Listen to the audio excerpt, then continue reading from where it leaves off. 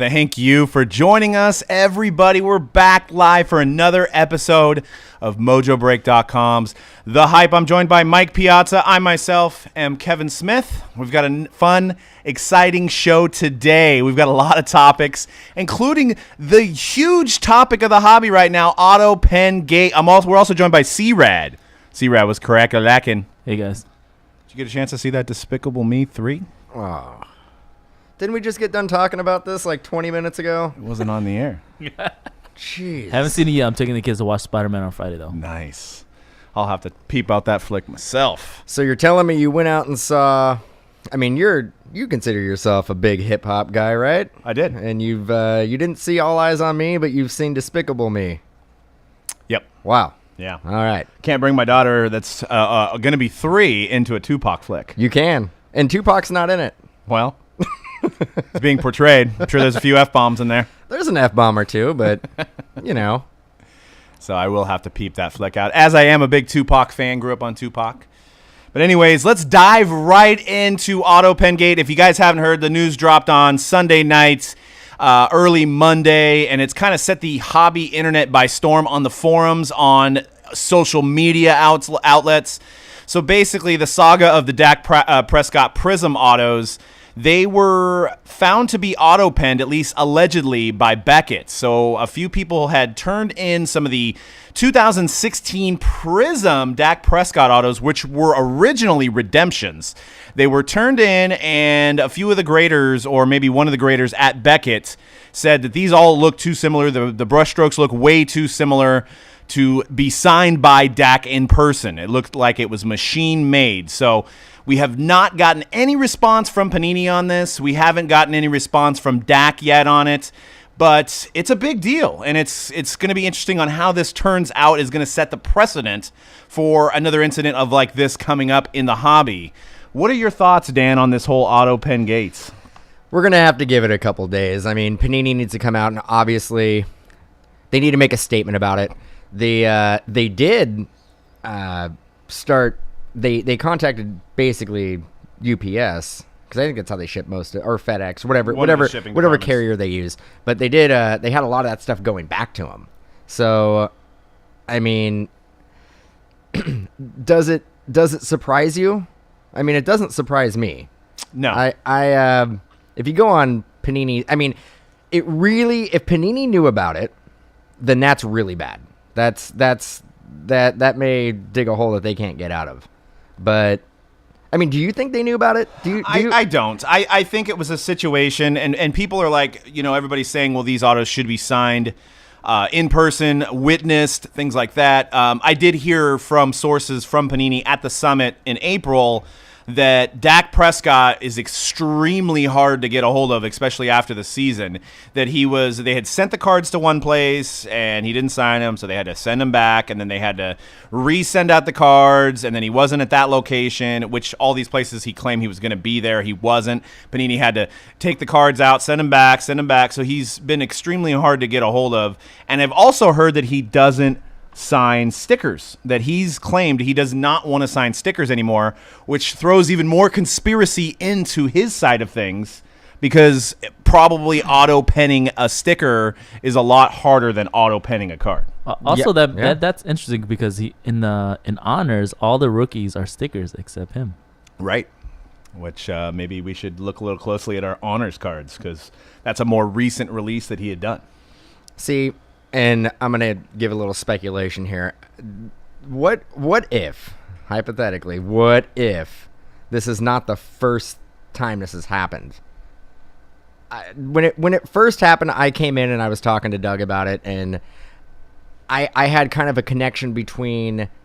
I haven't held one of these Dak autos yet. I have not seen one in person, so I'm just going based solely on the photos that I've seen, but there seemed to be a little bit of connection between the technology, what it looked like, and the optic cards, optic baseball that came out. Now, what if there has been some auto penning that's been done already in the market, and it went overlooked because it wasn't a big release or a big name? Now, again, this is pure speculation.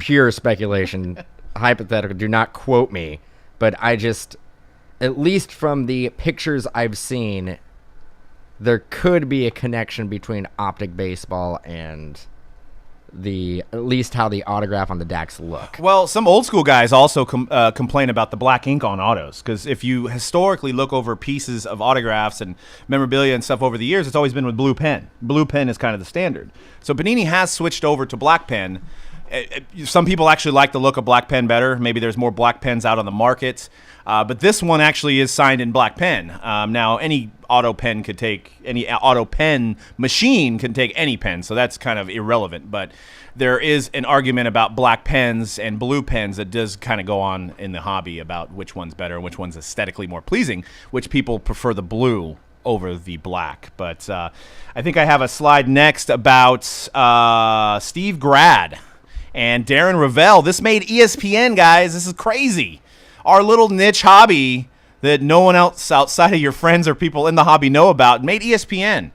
So it's a good read. Darren Ravel on ESPN, senior writer. You can check it out on ESPN.com. It was on the main page early this morning. Don't know if it still is. There's probably some juicier stuff as opposed to this hobby stuff. But he broke the news, and he kind of just said what we said. We have not heard from Dak. We have not heard from Panini yet. Panini, I mean, it's a long week for Panini. It's a long weekend for Panini is what I should say. They're probably not there. But they definitely probably should get out underneath this, and, I think they are. So they're probably doing their due diligence right now. I wouldn't expect a press release until early next week. Yeah. So there may not be anybody at the headquarters right now. Yeah, and so. Beckett Grading Service, Steve Grad was the one that had some interactions about the alleged auto pen situation. If you can go to the next slide, you see one of the items in question there. So very clean auto. It looks exactly like Dak's auto, but if you follow some of the other images, they almost look exactly the same from the loop down to where the 4 is placed. So that's what brought up the questioning from Beckett's perspective, that these all look too similar from the same run. So they refuse to grade anymore, and Panini, like Dan said, is refusing to send any more out. So we hope that there's a great solution for collectors that are holding on to these redemptions, because this is a valuable card. We're talking about the top rookie in the NFL. This is a huge card. So that's the main thing, is to do right by the collector. And so we got to trust the process in that the collectors will be done right. Yeah. I mean, I think the way Panini is going to handle it, I don't think they knew about it. I think Dak probably sat there and was like, I'm tired of signing. He signed his contract is probably a fraction of what he's getting paid now. Yeah. He signed that rookie premier contract for X amount of autos through X amount of releases. They do it tiered. I think they do it tiered just like a draft. They get paid based on where they get drafted. Right. So again, pure speculation. He may be getting paid $12 an auto. Right. Because that is his initial contract that he signed with Panini. Now he can do a show in Dallas and probably get paid $150, $200 an auto. Right. Signing 8x10s and stuff like that. So he's probably thinking, what do I got to do to get out of this contract? And he probably felt what I was doing. I'm still giving them their autograph. I'm still signing the content. He just found a loophole in the system. Now, yeah, and I have something about sponsors coming up. Now, what can Panini? Some people may say, "What's an auto pen?" It's not an auto tune. That's made famous by T-Pain. An auto pen is basically a pen that you could program like that, a signature. So they program a signature in it. You can program variables. These are mainly used for like businesses that write checks a lot. Or I know the president has used them in the past when people do, hey, send me an autograph letter, Mr. President. He has these machines that make these autos. That's what they're mainly used for. But as technology gets better and this stuff gets cheaper, this is the thing that, Panini needs to put in their contract and maybe needs to set a precedent going forward with this incident. If it is determined that this was auto pen, that there needs to be some language and there needs to be something that prevents this from happening, because I don't know what an auto pen auto would be worth on a card. How much does it devalue if it's not the athlete signing the card? I gotta say, the auto pens that I've seen from Dak, if that is an auto pen, That's damn clean though. Like it is pretty damn clean looking. Yeah. It's some of them you can see weren't quite centered properly. The gold vinyls. You can see that those may have been the first ones that they put in the system and tried to like get them lined up because the autographs are way off. Yes. Yeah. But they definitely figured out for the purple. The purple ones, they're like perfectly centered, and I mean it looks good. But again, it's not touched by the player. Right. He didn't hold up his part of the agreement, but in his mind, he probably did. Yeah. So it's very tricky. And what recourse does Panini have? Could they file a lawsuit against Dak? Well, I'll tell you right now, they file a lawsuit against Dak, and they will never get another autograph from him ever again. They may not anyway. If they even confront him on doing an auto pen, they may never get another autograph from him ever again. Yeah, that's a very sticky situation. It is I don't know where they go from here. What does the NFLPA need to get involved in this? There's also another concern with the quality control with those cards getting sent back to Panini. How many channels does it go through before it actually gets packed out and sent to the person who's going to receive the card? I mean, somebody should have been able to look at that and go, something doesn't look right here. But go back up past the auto tune. Go back up to that first auto there with the purple. I mean, would you question that? Would you look at that and question that if you worked at Panini? If my job is to sit there and stare at autographs all day, and my job is in quality control, yeah, I would. I wouldn't. I mean, somebody had to basically get the card back, put it in the magnetic, take the time to put the sticker on it. I mean, but if I showed you this picture and you had no idea about an auto pen situation, you wouldn't question that. I may question that, especially since the fact that you've been trying to get this guy to sign for how long, and then all of a sudden, just all the autos show up at your door. Man, I've been trying to get this guy for 6 months, and now here they all are. How'd he do it? How'd he find the time? Well, if PSA is hiring, we got Dan over here. He's looking for it. He's got expert eyes. He knows exactly how to spot auto pen cards. Damn right. He's his 20/20 vision, maybe like 40/40 vision. I think I actually have better than 20/20 vision. C-Rad, would you have thought anything? Somebody sent you that. You opened it up. Would you go, man, that looks too good? Probably not. Come on, man. Come on, just be honest. You don't have to lie to kick it, bro. I would be like, wow, that's a damn clean Dak Prescott auto. But I mean, to his credit, most of them are clean though. He doesn't have like a Takaris McKinley or a Vernon Morency type auto. He has a very clean looking auto, very visually appealing. I think you're shortchanging yourself. I think if you were to hold that card, I think you look at enough autos, I think you would be able to call it out. Why are you dumbing yourself down, bro? I'm just picturing the process, and I don't know how many employees work at Panini. That's key knowledge for maybe the next episode. I want to find out. That's probably public knowledge, is how many people are at Panini. You got to figure they have 3 sports that they have exclusives in. They may have thousands of autos coming through the door. These guys probably don't have time to literally pull a magnifying glass on every single card. They just probably are looking to make sure they're autoed. You know what I'm saying? It's just business as usual. Business as usual. Maybe Panini's going to hire you to do the statement for him. Maybe, because you're doing a pretty good job right now. I'm just trying to give him the benefit of the doubt, and this is a good show by having differentiating opinions here. That's what this is all about. So I think if 700 autos show up at your door and you've been trying to get this guy for 6 months, I think you're going to look at the auto and question it a little bit. And again, I feel like buying one of those so I can actually see it. They're probably out of my price range. Yeah, I mean, but given the information now, it's easy to, determine that. You know what I'm saying? But beforehand, they probably get the ODB situation. He didn't sign for like a year and a half. And then ODB turns in all of his autos all at once. Did somebody say, oh, he turned them all in at once, so maybe they're auto-penned. We should look at them with the fine-tooth comb now. I mean, they're used to athletes. Athletes make millions of dollars. This is pennies on the dollar to them. So it's just kind of like doing homework when you don't want to. You're not into that class. You're going to turn it in last minute. You're not into that class. I get it. I was that kid. Especially when you. I had a lot of classes I wasn't really into. Especially when you reach superstar status, like what we talked about on lunch off air, is if Dak Prescott got drafted by the 49ers. he probably would be happily signing all of his autos, probably putting an at Dak on there and smiley faces and stuff like that because he's loving that sponsor money from Panini. And be running around being like, oh, crap, I got Dacked again. Yeah, exactly. Oh, man. I was going for Elliott. I got Dak. I got practice squad Dak. So, but Steve Grad, made famous by Pawn Stars, he's after the auto tune video there. He was the one that kind of came out on social media, and this guy's got a resume that he's worked for PSA, and he's now head of Beckett Authenticating. So the guy's seen a lot of autographs, so he does have a good resume. That if he sees something that doesn't look good, you almost got to believe him. So this was from a Facebook post here. Where somebody was commenting on the situation, and Steve said, I do not know about, you could read it too, but I'm going to read it as well.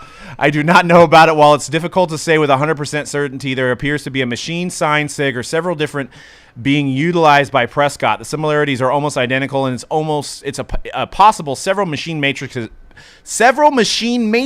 are being utilized by him, but I've seen a small handful that don't appear to be signed by a human hand. So if anybody knows anything about autographs, it's this guy. This guy's got, I don't even know how many years. I'm guessing here, 20, 30 plus years in the hobby, and we need to have him maybe possibly on the show or comment. But he was on Pawn Stars. They called him in on all the big autograph stuff on Pawn Stars. So if anybody's going to be able to spot a fake, I'm assuming he's going to be on the top of the list of spotting a fake. So, but whoa. Again, it's still Dak's auto. It's not fake. Like, we keep on saying fake auto. It's not technically fake. It's an auto pen, but it is his autograph. It's not somebody else signing the card. So it's a machine signing. I understand, but like we keep on throwing around that word fake. It's not fake. Well, what do you call it then? I don't know, but it's not fake. The only thing that's weird for me you see these three pink Prism autos on the screen there, and the top one's a little smeared. And, I don't know that they don't look exactly identical to me. Now, the loop where the P is, that loop is almost identical.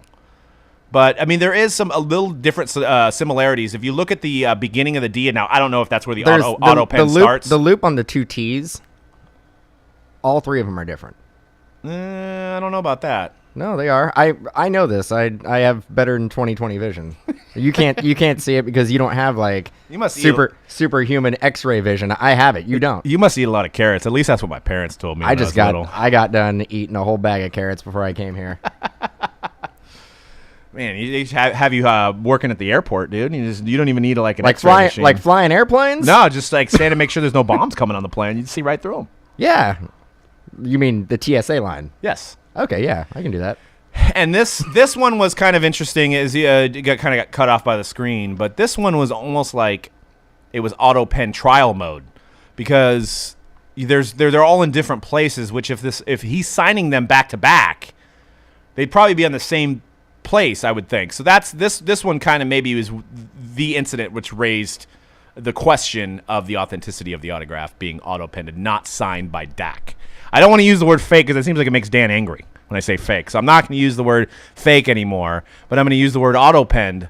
But fair enough. I could take that one. You can take that one. I cannot take. I'm not going to call it real, but I'm not going to call it fake. Right.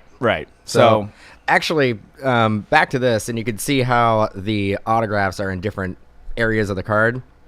Now, when they get these cards, they're basically in a box similar to a 100 count box or a 150 count box or a 200 count box that you would see at your local card shop. Everybody's seen them. They come in those sleeves, and those gold vinyls would be at one end of the box. Yeah. I'm assuming when they started with the auto pen, they started on those cards first. So if the one of one probably hasn't been pulled yet, or at least not surfaced, or hasn't surfaced yet, but those have surfaced because there's 5 of those. Yeah. Which also we can go on topic about that, how that pisses me off because it looks like a 101, but it's numbered to 5. It's the not so superfractor, and it's bullshit is what it is. But that's a completely different topic. Yes. But it looks like they were trying to line up the auto pen, and that's why you see it in different spots of the card, and they started with that side. They probably really dialed it in when it got to the 49 and 99s if they got that far. So Yeah, it would seem like they started with the 101, then went they to the started with the fives, 101, yeah. then they went to the 5s. The 101 may be a nightmare. It may be autoed on his face. I'm not sure. It's just like the whole size of the card. Like they didn't change the sizing out of the box. They did it on that one. They're like, oh God, we should have started with a regular base version first. Damn it, we got to print another one of these. Yeah, it's definitely an interesting scenario. And what Dan alluded to is Panini's autograph deal with Dak is pennies compared to what he signed in the offseason. Ooh, I like Tostitos. Adidas, and that's the money that he gets from the sponsors. Are those euros down there? Dude, it's a lot of money there. He's gotten from Adidas, Tostitos. What are those red bills down there? I mean, I ran out of bills. I man. have great vision, but I can't tell. Those are pennies. Those are pennies. That's when I sign autograph deals. That's what I get. And that's not intentionally ripping on Panini. They probably pay him the market. I'm not saying they're like coming in there and wheeling dealing and giving him like a couple pennies. That's just the scope of the hobby niche that we're in. I mean, we're dealing with Panini that reported revenue of like 30 million this year. I'm sure Adidas, I don't even know, reported revenue of like billions or millions. Billion, maybe billions. Millions. Right. And you can see he's very happy wearing his Adidas. We don't see pictures of him holding his Prism cards like that. You know what I'm saying? Well, look at that smile. Yeah, exactly. I would be too. Yeah, I'm happy to be here. I'm going to wear these all year long. You got a Adidas I mean, Klay Thompson saw. Adidas shirt, Adidas shoe. Are those the sweatpants you're looking to get? Oh, you're looking to get Nike Similar sweatpants. enough. Yeah, that's the new hip thing. The new hip thing to Yeah. wear sweatpants that are for toddlers. Yes. Okay. Yeah, real tight Yeah. style. Yeah. Yeah.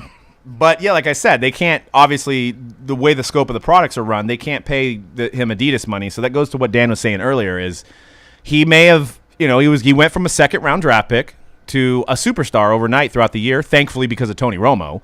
And he actually claimed during the season he wasn't going to entertain any endorsement deals, and people viewed him as a savior for that. Oh, he's not concerned with off-the-field stuff.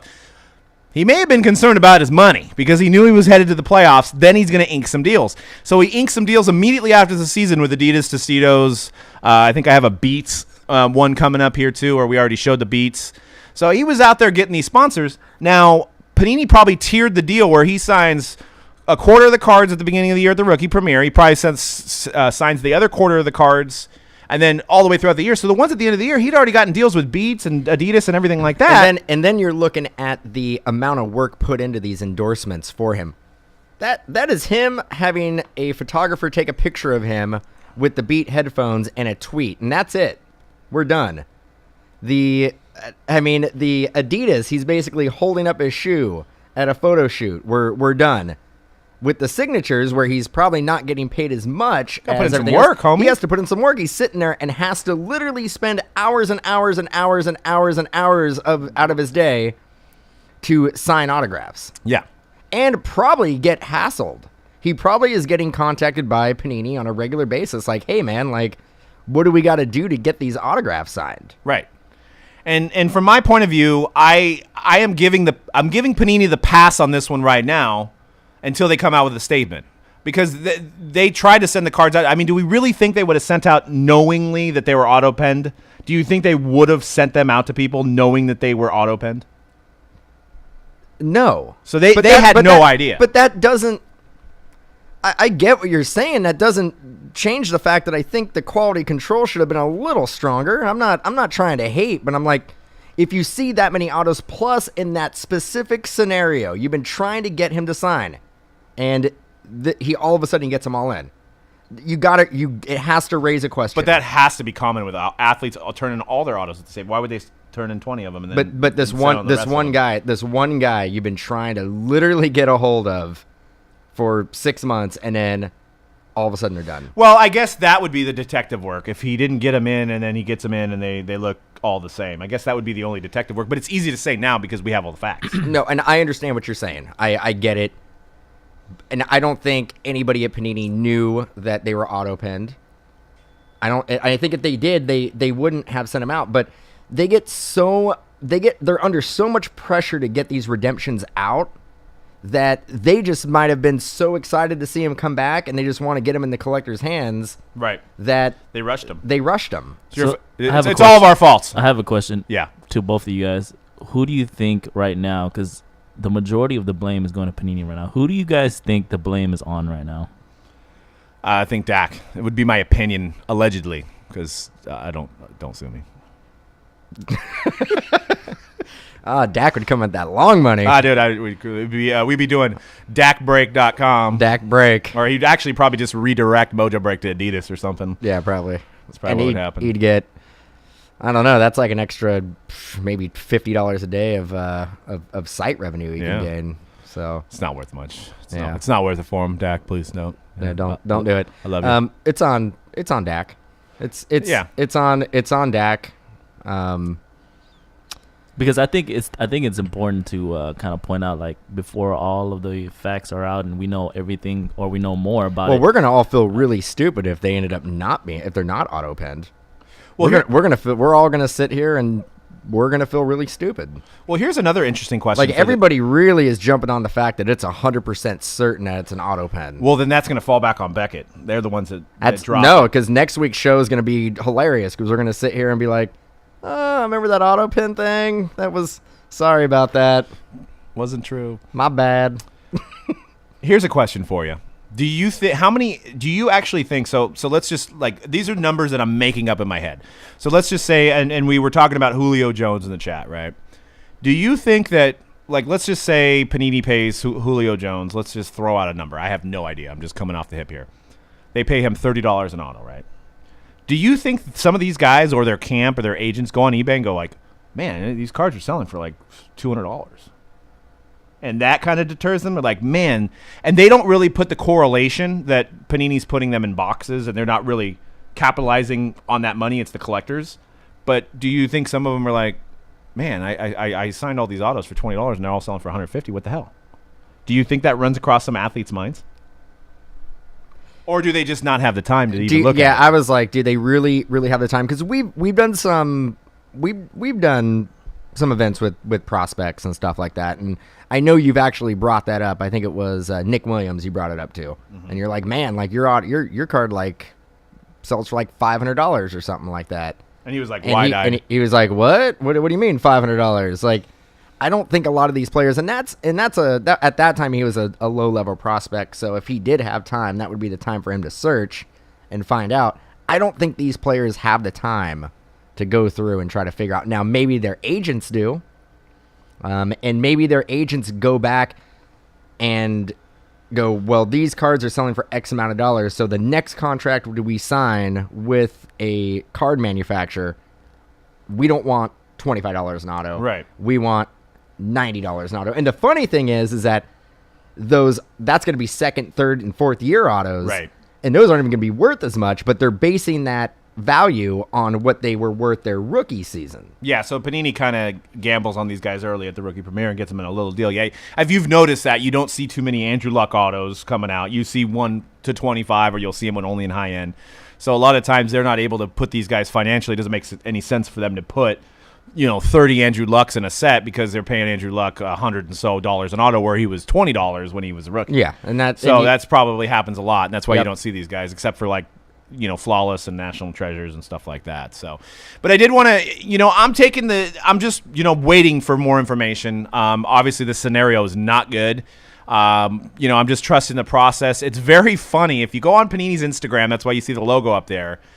It's astounding the hatred that's coming out towards Panini, and I'm trying to dissect this because I've went on like Topps, and Topps doesn't get as much hatred. I've then went to a different industry like Nike and stuff like that, and obviously they get a lot more people on Instagram, and the ratio of negative comments to positive comments on like Nike or Topps or Coca-Cola, it doesn't even compare to Panini. So here's an example of a post prior to the Dak stuff.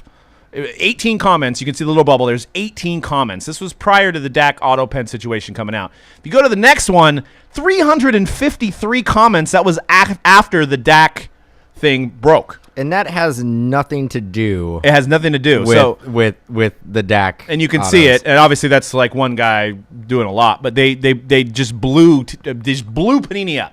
Fake Dak, fake Dak, fake Dak, fake Dak, fake Dak, fake Dak. You can go to the next one. Boneless pizza, which I don't know what that means. But bring back Tops football. You guys are complete shit. We can Chrome football, not your shitty-ass stuff. Fake Dak Prism. And this is just a snippet of some of the stuff. It gets worse. Wow. So I think there was it's an entertaining read. How many of those DACs actually got sent back and got actually sent out to the customer? Not many. Because I'm pretty sure those people aren't waiting. You think that 360 people, you'd think that every single one of them got a DAC auto-penned auto, but I doubt that's the case. No, people just love to dog pile when it's But my question is, why Panini? Why? And this is just as completely being an open to both sides of the argument here. Why does Panini get so much hate? I have no idea. I mean, it's it's not fair, as the great T.O. once said. It's not fair. It's my quarterback. No, I mean, they do a lot of promotions for like stores, like in-store stuff. They also do a lot of promotions with like distributors, and they give a lot back to collectors, but no matter what they do, somebody always comes in and hates on it.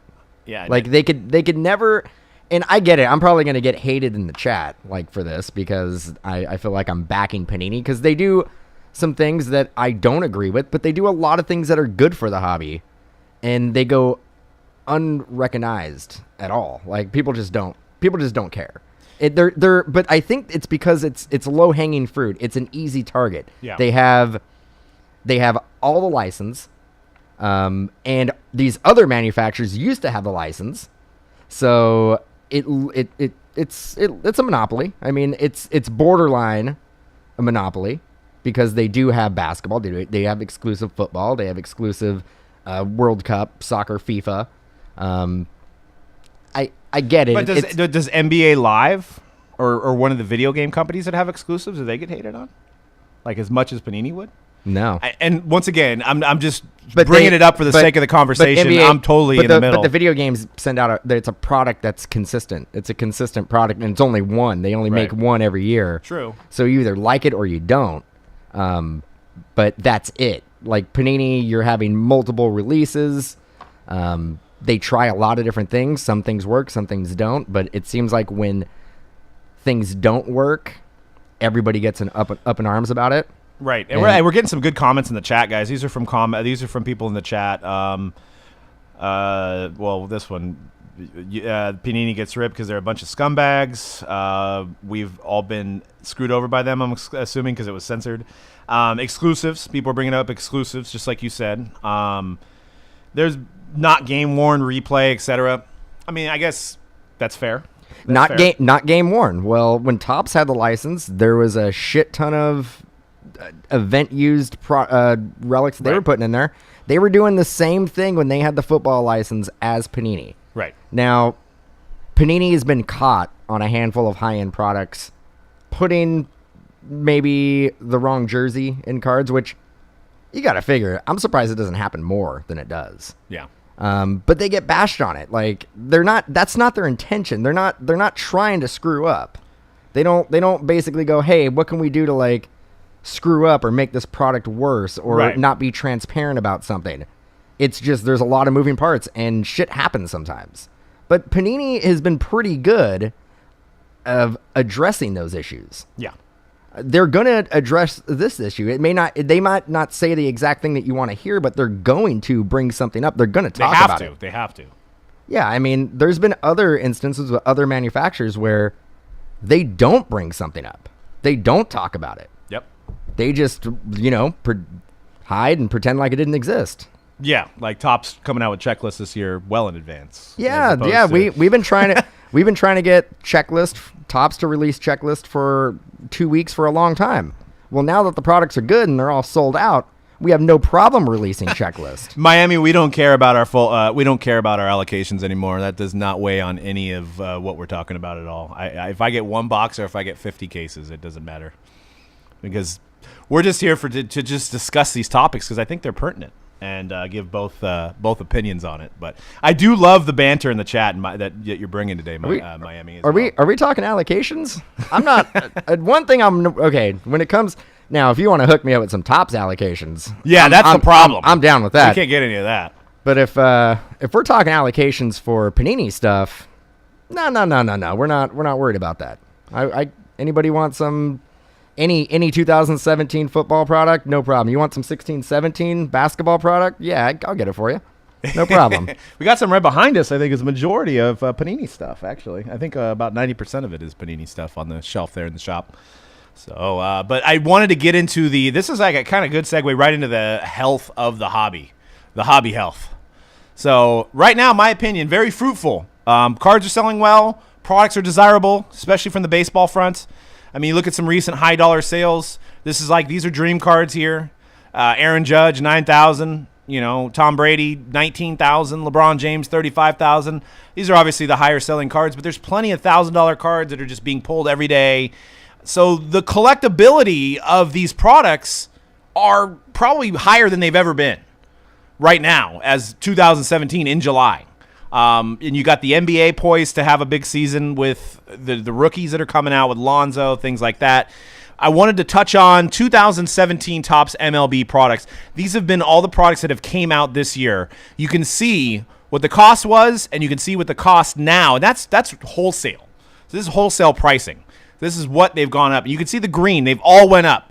I mean, you've got, and that's not Bowman Platinum. That's a typo. That is Bowman, regular Bowman. That was the jumbo version, $110. It's now $290, 163% increased. You've got Heritage that started at $60 is now $162. That's a 170% increase. All their products, they're literally shitting gold right now. Anything they do is just gold. It's just insanity. They are literally printing money as we speak. When is the last time you saw Series 2 go up like that? Yeah, go back to that Series 2. What are we at on that one?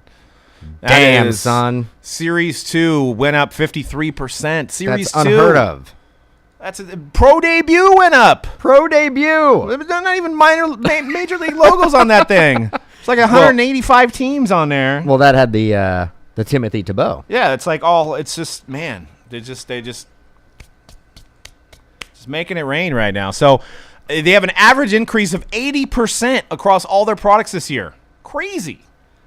Literally insane. And this is brought to you by Rockstars, why you keep hearing me burp here, but it's literally insane. Could they come out with the McRib and make that profitable? Whoa, man, everybody loves a McRib. It's true. Could they make fidget spinners? Aren't they? Package them up. And those go up. Little picture of is that?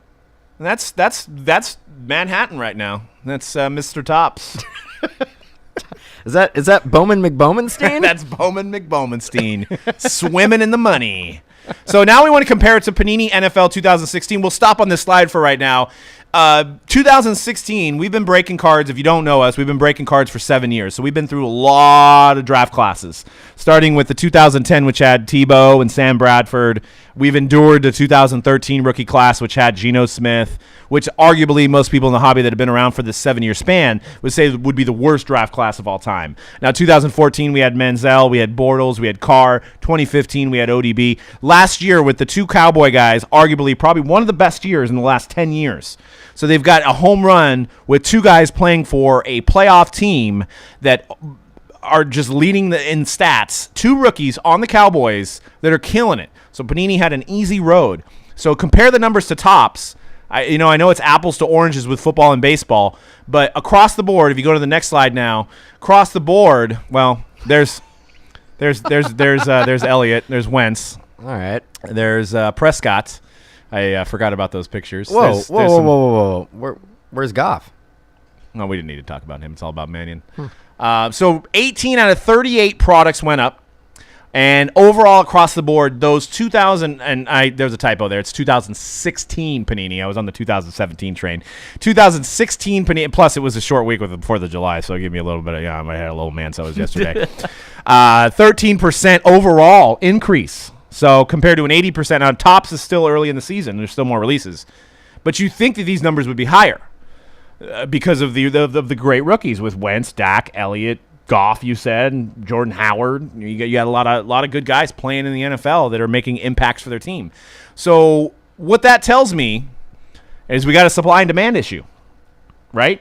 That right there, that's a It's a little chart right there. Did you make that? I did. You make that? I did. I made that. I Googled it myself. Whoa. What product's selling for $4? Well, that was, I don't know. Packs of them paralleled now. So Topps uses a print-to-order model, right? So they take their pre-orders in 6 months in advance, and they basically print to order. So if they make 1,200, if they had 1,200 cases on pre-sale, they're probably going to make like 1,500 or 1,600. Now, from what I've heard, Panini just makes it doesn't matter if there's 1,000 cases pre-ordered, they make 4,000. Whoa. Well, speculation again. Speculation. Because we don't know exactly what their method is to what a print run is going to be. You're just basically saying that they may have a set print run that they're going to make at the beginning of the year. They come up with numbers and they're like, okay, we're going to come out with X amount of products. We're going to have to make this amount of money. And the way we make this amount of money is by making this many cases. Yeah. So again, not print to order, but we're not sure exactly how many cases they make. Get what I'm saying? Mr. Garland would be proud, Matt Harvey says. Must be an inside joke. No such thing as a free lunch. But what I'm saying is why is Panini's why couldn't they hit a home run with the 2016 rookie class? What was the problem? They did. Did they? It was good. Well, it was up. It wasn't down. I mean, we did well with it. Everybody else did well with it. People who got into breaks and got Elliott autos and got Dak autos, and again, I think. What do you guys think in the chat? Okay, so we're done. We're done talking to me. No, Let's go ahead. No. You I gotta wait for the chat to load up. Gotta have some conversation. But I'm just saying, I want to get everybody's opinion on this. So I mean, I think overall it was strong. I think it was strong for everybody. I think your numbers are a little misleading. I think they could have done with maybe 8 to 10 fewer products, and focus on specific products instead of making more. I think that would have. I think it got to the point where there were so many releases that a lot of them didn't have a long enough shelf life to perform. With baseball right now, you're going over how many releases so far? There's like 17. There's 13. 13 releases, and you're talking about 38 releases, right?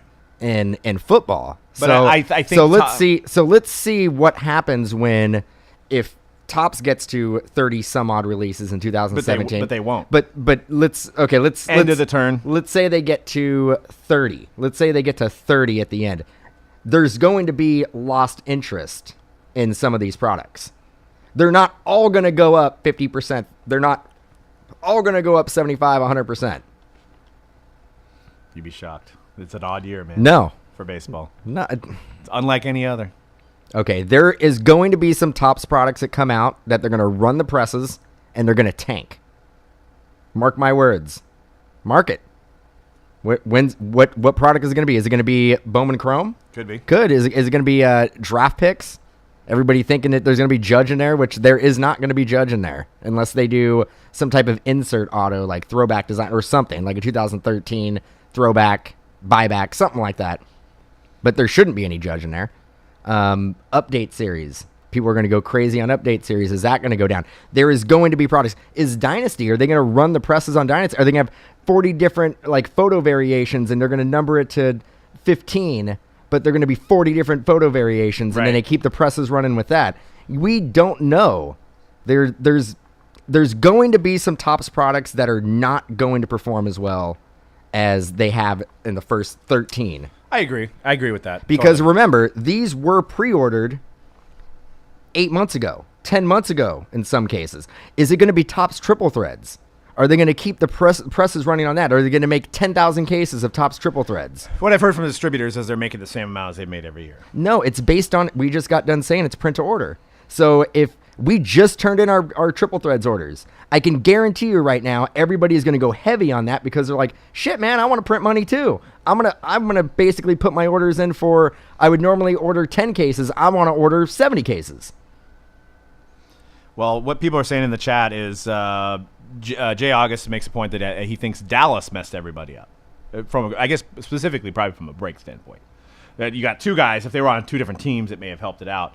I think more people buy Topps in the shop too, because you could see with that number that I had earlier, The best-selling product was Heritage. That went up the most.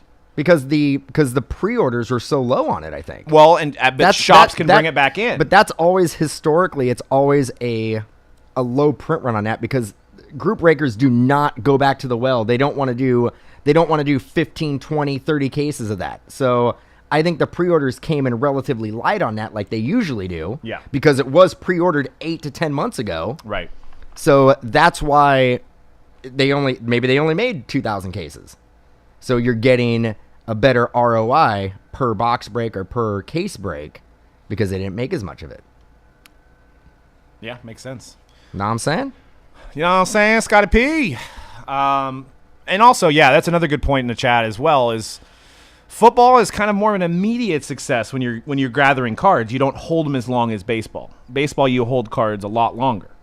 You know, it takes a little bit longer for things to mature. Aaron Judge came out in 2013. It was his first auto. We're in 2017 now. Any football player that's been in the league for 4 years is either out of the league or he's a superstar at that point. So, yeah, maybe it's a shorter attention span with football that affects sales almost immediately. During the season, it's 100% week to week. I mean, you've seen it how many times a guy has a 100-yard game, his cards shoot up on Monday. Yeah. It's essentially the same thing as playing fantasy football. It is. It has a direct connection with it. With a 16-game season, too. It definitely, yeah, as opposed to 162. My opinion is I would like, and I don't know if Panini's in a position to do this, so this is just a thought, is to do the print-to-order model.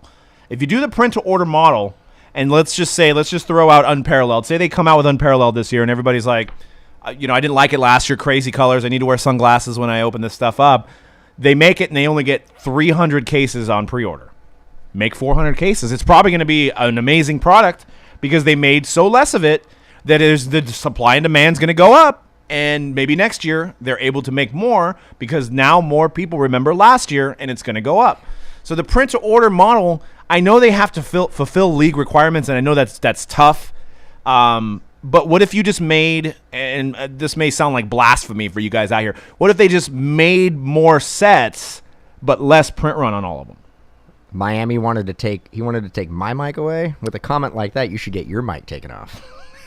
You should just have to go home now. More sets? More sets? No. Can you name 15? No, you can. Can you name 20 sets from last year, 2016 football, without looking behind you? We got Encase, we got Select, we got Prestige, we've got Elite, we've got National Treasures, we've got Flawless, we've got Contenders Collegiate, we have regular Contenders. No. We can't use college. That's a separate. I included them in the 38. Oh, you did? I did. Okay, go ahead. Okay. Man, you throw me off my game now. So it does. Spectra. We've got. You just stop now Panini. and let me prove my point's proven. Are you going to keep on going? I could go all day. You just throw out the Panini football. Panini football. So maybe a combination of that. Maybe if Prestige order. Doug would like 150 sets, but all of them have 200 case runs. Yeah. Jeez. That doesn't make sense to you guys? No. Why? No. Because now there's just like numbered to 10 cards of all the top rookies, and they're more collectible instead of numbered to 299 that you're never gonna hit. You're never gonna hit it. I think it's already too confusing for the consumer, and you thought that was confusing. Hold my beer. Let me show you something. They're gonna run out of one word names, man. It's just gonna be. They're gonna start going after our mixer names, magnificent and spectacular, and all that stuff.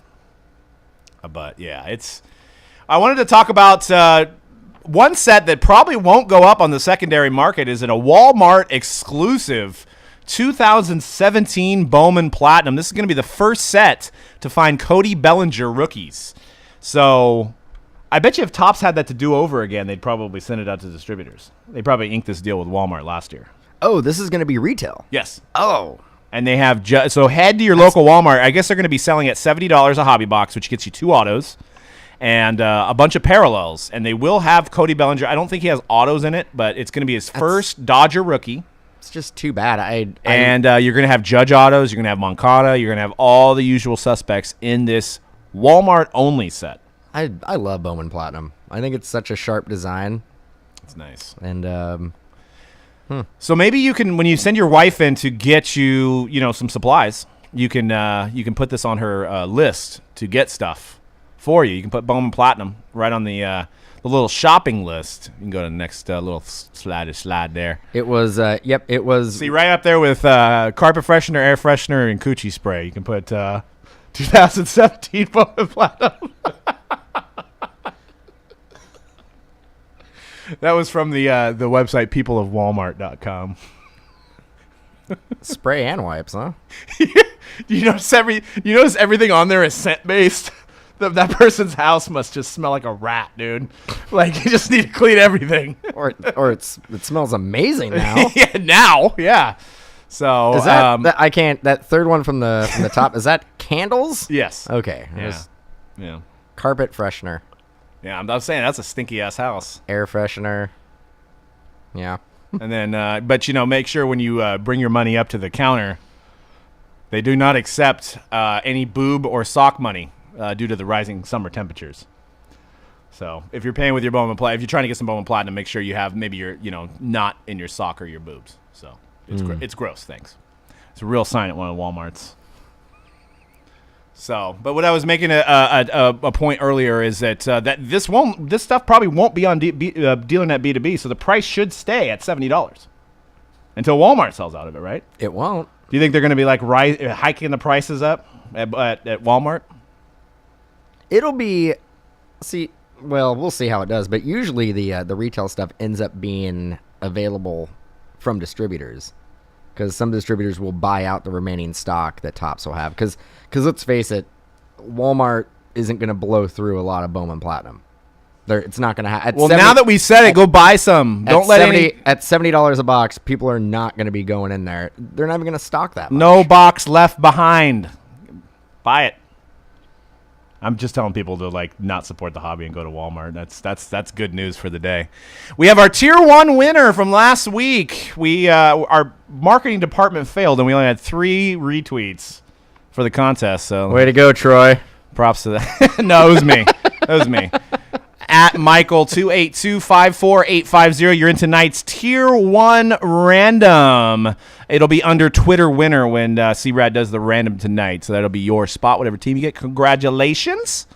So we're going to be doing another giveaway this week. So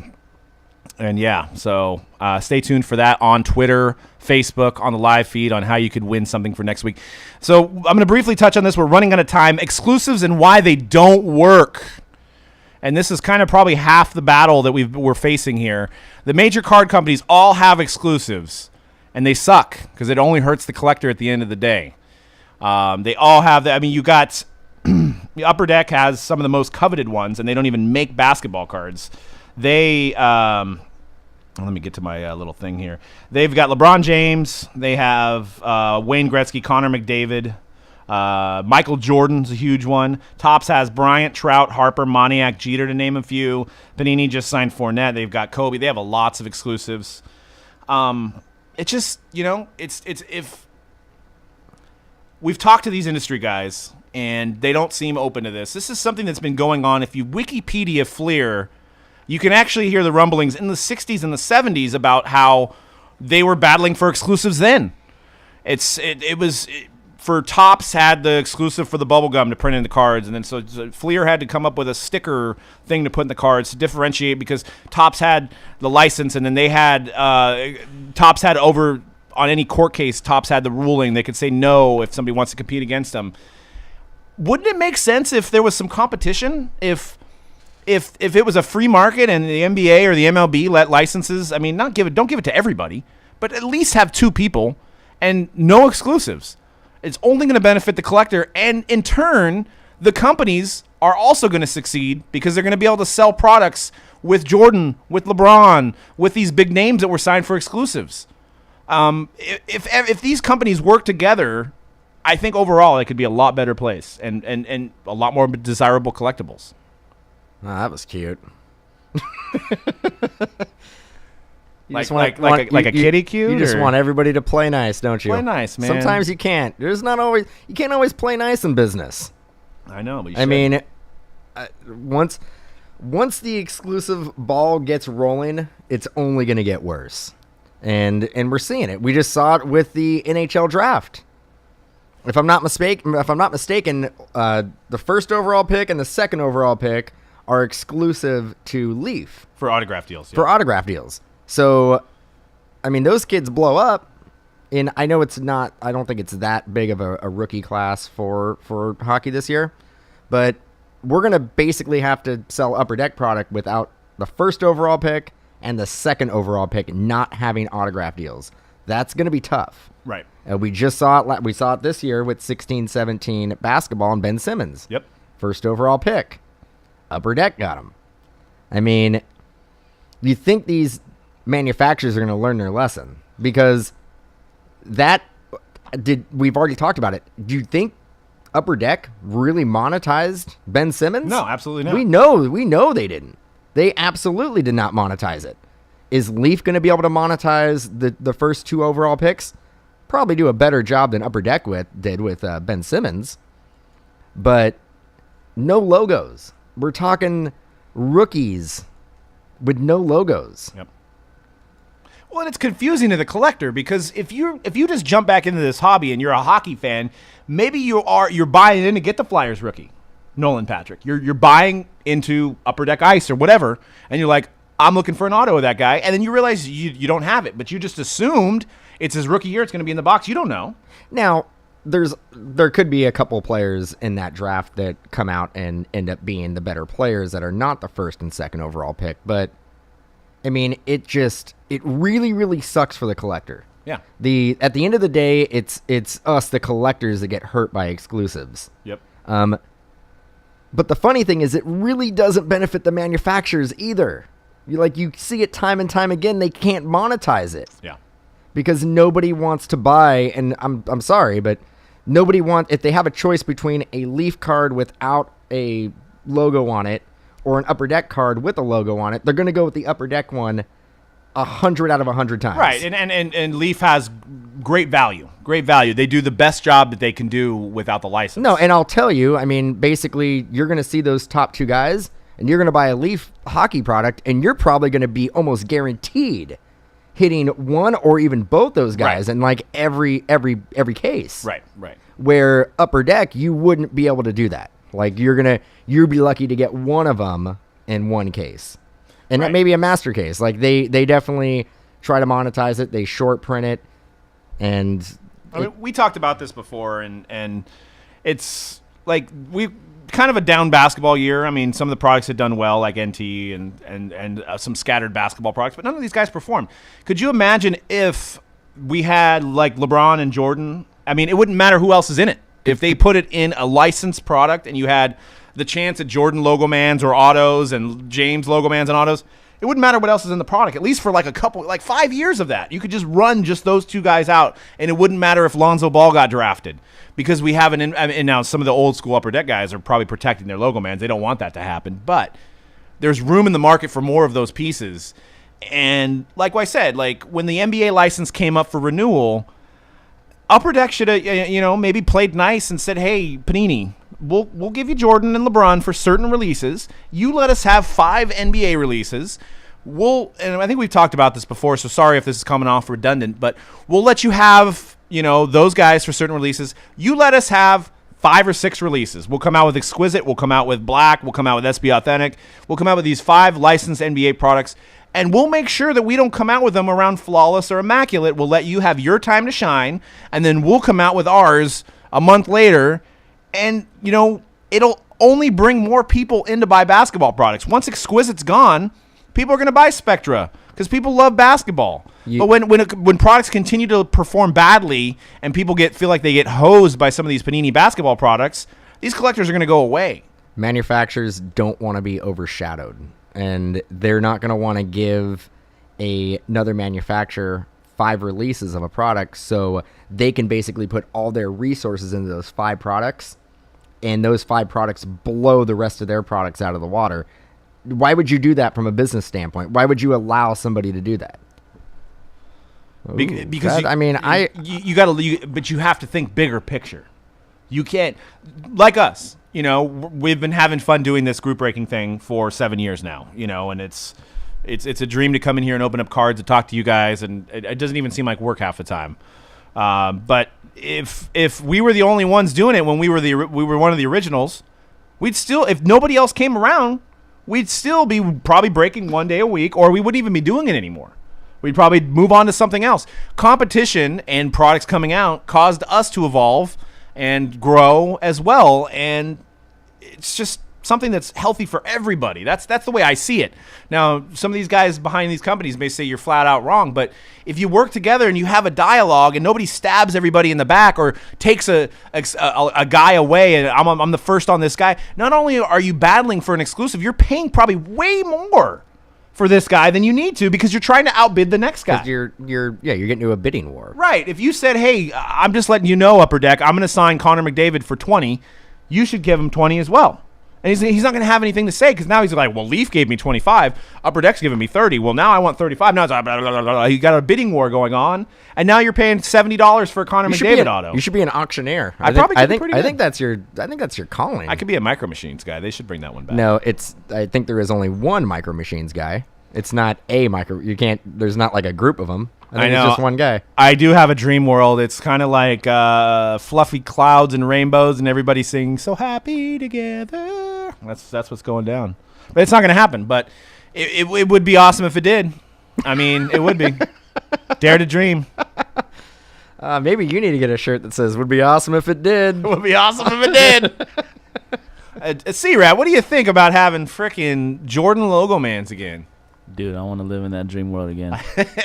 LeBron, imagine this. You could have a triple logo man of LeBron, Jordan, and Curry. I actually think we didn't let Conrad talk enough this show. Like, I'm sorry, man. Like, we're assholes. I don't think there's any basketball on the agenda today. I know. Well, like I said, we had that extra couple days off trying to slam together a show for another week. We didn't really it was just me putting together all the data. So no, I think that deck thing was important to cover, man. Definitely. And we are running out of time, but I do want to get into some product previews of what's coming out on the docket. Coming soon to a break near you, Mojobreak.com. We got the kabooms. What do you think about Excalibur, C-Rad? Coming out on Friday, this Friday. Looks the same as always. Kaboom chasing time. Yep. Looks like you're going to get three hits per box. It's a 16-box case. And then we have Gold Standard right around the corner, I believe July 12th. Gold Standard comes back to football. Yes, you got some nice-looking autos there. You got some vet stuff, that gold background. Should be a nice hit. I like that. It has the Spectra ink, that silver, that kind of white ink. Yeah, it looks good on those cards. Like that. It looks good on those cards. And Optic Baseball for Panini. It's got Judge autos. It's got Benintendi autos. That's going to be hot. That's right around the corner as well. It may have Bellinger. Yeah, Optic may have Bellinger and Judge. And Benintendi. And this was an amazing box that we hit today. This was at a one-box museum, guys. Bryce Harper, Mike Trout in the same box out of the mixer earlier today. Only me. Only Dan. So Only me. Be sure to check out Breaks at Mojobreak.com. We're live for the rest of the day with Breaks. We've got Spectra. We've got we're doing a studio case. You guys can check that out. We've got an NFL mixer on the dockets. We've got more Tier 1. We've got some Gala NBA. And we're going to be pretty much live all week. So, I want to throw out a code. Now, give it some time. It's not going to work right away. I'm going to throw out a 15% off code. All you got to do is type in the hype, and that's going to go for any PYT. So any pick your team break. It's not going to work on randoms. It's not going to work on random numbers, so please don't send us any emails saying it won't work. Be sure to listen to this back if you're not sure. So use the code. The hype, one word. All one word, the hype together, all lowercase, is going to get you 15% off of any pick your team style break. And that code is going to be valid for 48 hours. So the 7th of July, if you try to use it, it won't work. Your ass out. Sorry. So, give me, and if you're trying it now, it's not going to work because I got to still do it. And I am going to reiterate, do not send us an email saying that it's not working for a random. Please. Dan loves emails, by the way. Please don't do that. It only works on PYT. Pick your team. So if there's a drop-down menu and you're picking a team, it'll work. If it's a random, it's not going to work. Yeah. That's it. That's all I wanted to say. Yep. It's not going to work on a random number break. It's not going to work on a tiered random break. Only a PYT break. Yep, only where you're dropping down the menu and you're picking out like the Nationals or, one of those teams. So it works like Alan Ginter just put up for pre-sale. There's 2 cases. Grab a team, save 15%. It'll work for Excalibur. Yep. Excalibur, we have 2 PYTs on Friday. Yep. It'll work for that. It'll work for that. But give us some time to put it up. That does it for the show. We've got the NFL Mixer coming up next. Thank you guys for tuning in. We'll be back next week for episode 4. Check out mojobreak.com. Please share this video to anybody that's that likes the hobby. We want to get as many people commenting and participating and adding stories. We also plan to have guests on. I know you guys are going to be tired of looking at our faces constantly, so we're trying to work out the technology to get video people in via Skype and contributing to the show in that regard as well. So, and we're also going to probably plan some samples, some nice fancy samples and stuff like that going. Yeah, we're going to make some well. sick beats. Some we're going to do a little production. Yep. So that's it for today. Thank you guys, and we'll see you guys on the feed and in the breaks. Peace out.